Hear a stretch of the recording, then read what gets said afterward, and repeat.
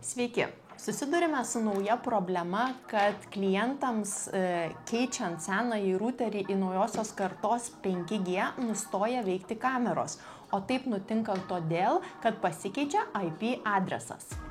Sprendimo būdų yra įvairių, bet greičiausias ir paprasčiausias tai į naują routerį įvesti seno routerio IP adresą. Tuoj parodysime kaip.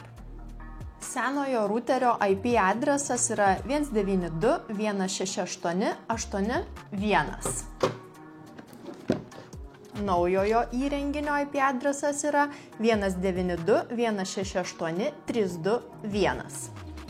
Taigi, šį IP adresą pakeičiam senuoju.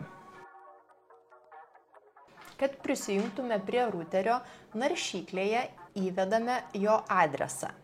Tada einame į nustatymus ir router.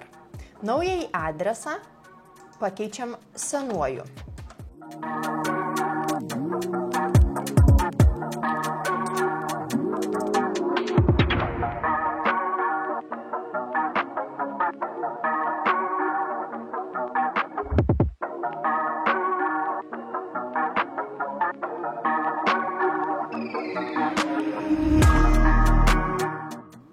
Ir spaudžiame Apply.